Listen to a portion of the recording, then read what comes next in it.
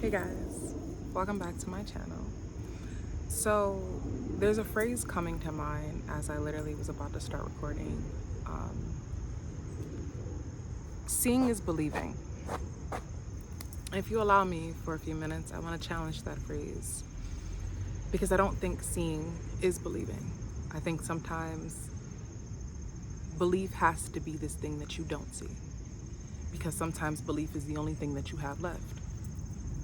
Sometimes belief is the only thing that is going to get you from point A to point Z, because everything else has failed. You've lost everything. You have nothing else but the belief in what is possible. But how do you hold on to that belief? How do you stay rooted in that belief? When you've seen God move, you know that He's real. You know that His power is present. You know that all of these things are true, yet you still question if it's possible for you. You still question if He can move in your life in certain areas. You still question if He still can change what is now, even though He didn't change what was then.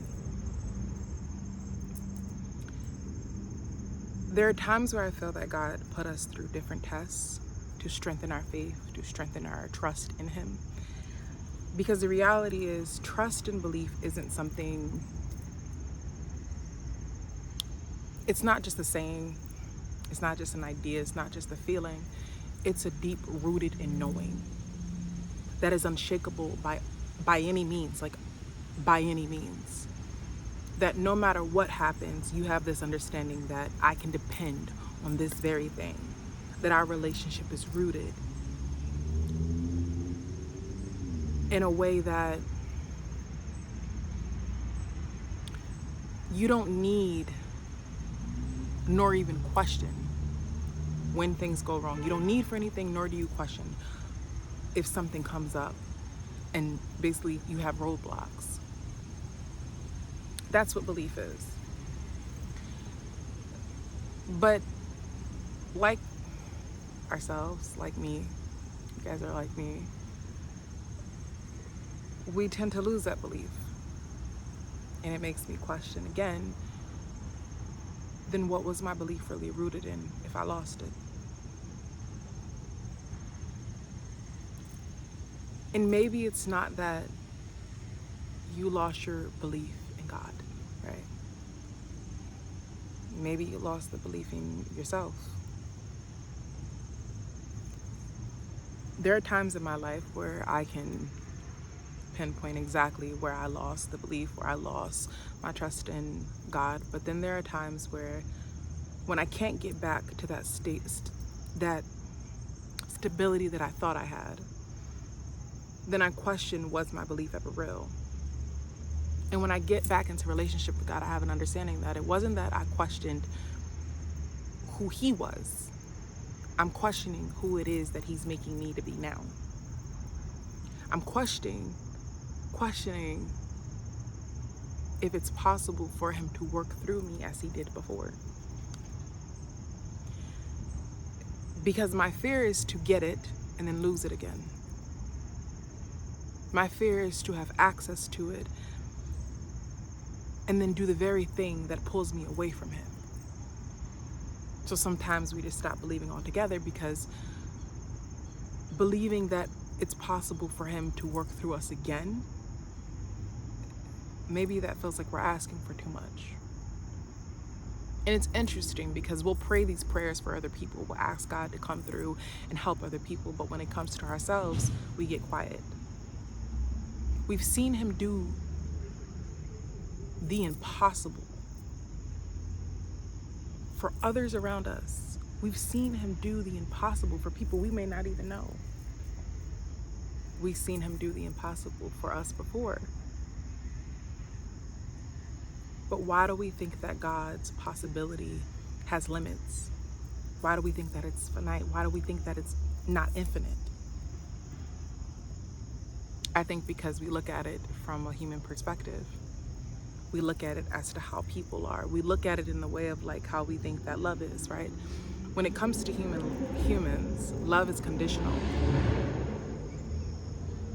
With God, it's not.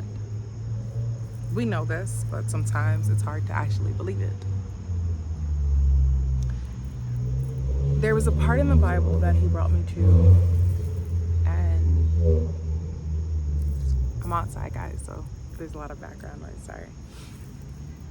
It was about when Martha and Mary was asking Jesus, or Martha specifically, questioned had he had been here. And he questioned her belief. And it made me really want to sit with it, because it was like, why at the most heightened time of her grief did Jesus think to bring up her belief? Like, this has nothing to do with grief or what it is that she's going through. But I feel like what he was doing was showing an insight that, where is your belief rooted in? Because if your belief is rooted in me, then you should know that if I say that he shall live, then you should understand that, like, that will be the thing. Not after in the resurrection, but right now, in this very moment. What is it that you thought that died? What is it that you assumed was over, that God has told you will happen again? It will live again. And I don't mean on a surface level, because I think sometimes when we hear that, we think of the surface things like, oh, well, we're going to get an old partner back. No. Or we're going to get an old job back. God doesn't do anything old. He always revives it to be new. So if that's true, what is it that you've lost or you've assumed has died in you that God is looking to revive back in you? Your passion, the heart that you once had, the love that you were able to give and receive.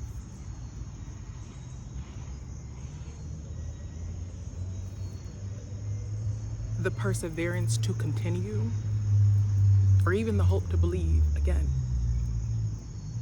Because sometimes when life knocks you out, when life hits you in a way that you didn't expect, you question everything, because nothing makes sense.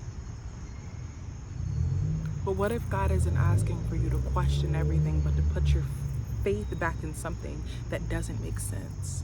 It doesn't have to make sense for it to happen. You don't have to see it for it to be possible. God can still work through you, even with all the messy pieces laying around you scattered. You don't have to be the one to pick them back up. That's the crazy part about all of this. That's the beautiful part about all of this, because he's not relying on you to do the work. He's not relying on you to do the hard part. All he's asking for you to do is to come in collaboration with him. But I think sometimes that's hard to do, because we don't think that it's possible. And I want you guys to sit with that. The times where you're feeling like, well, God, I don't think that it's possible. There's no denying his power. There's no questioning that, oh, if God can do it. God can do it. It's a definite. What you're questioning is if you can do it, if you can be used properly, if he can actually use you. And I think it highlights Sarah in the Bible, Abraham's wife, who went through all these hoops to have this child because she didn't believe. I don't think that she didn't believe in God. She didn't believe that it was possible for her. She literally laughed. A woman of my, I'm old now.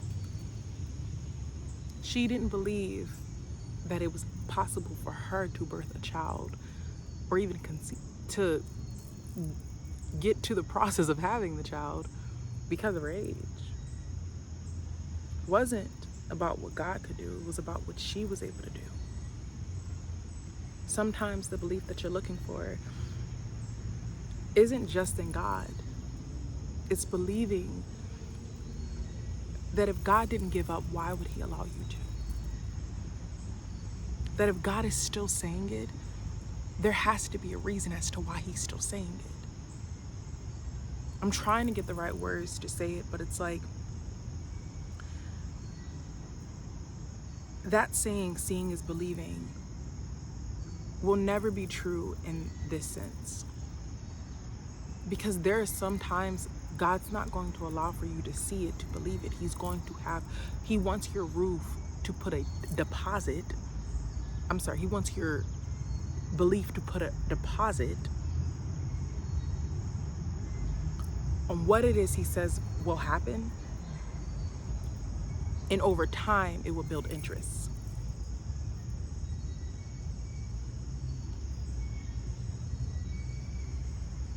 But if we don't check what happened, if we don't assess what happened during the time that we lost that belief, what time exactly, when exactly, you may not be able to pinpoint exactly when it happened, but you can pinpoint when you started shifting. And that will allow for you to get closer to what happened. What was the situation? What was the occurrence? What took place that allowed for you to lose faith in what he said is possible for you? Because that's tied to why you don't believe in him. It's tied to why you don't believe that it's possible for him to do it. As if it's just, oh, that's just hope. That's for lucky people.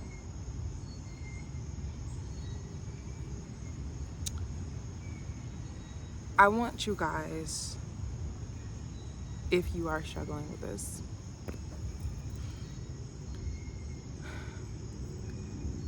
to ask yourself,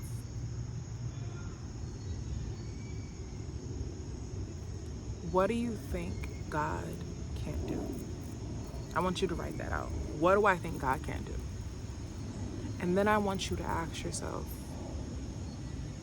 what do I think I can't do? Ask yourself, what do you think you can't do? And I'm pretty sure you'll see a similarity. Because there is a connection. Whenever there's a disconnection, that means that there's a connection. Your failure to trust God shows your belief in what you believe he's not able to do through you. Sometimes it's not that you don't believe him.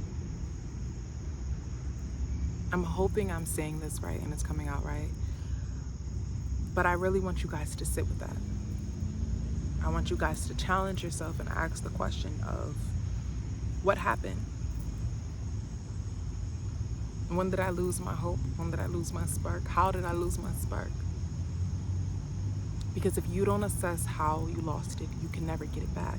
And it's not going to come back in the way that you're expecting it to. It will come back in a new way, revived.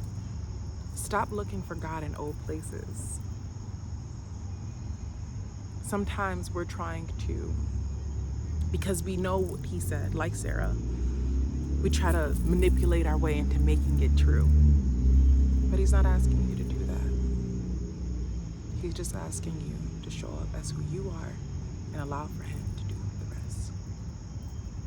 But in order for that to be possible, it requires your belief in who it is that he is calling you to be. And I'm going to leave you guys with that. As I always say, I love you guys. God loves you. You are worthy. You are deserving. You are enough. You deserve to be here.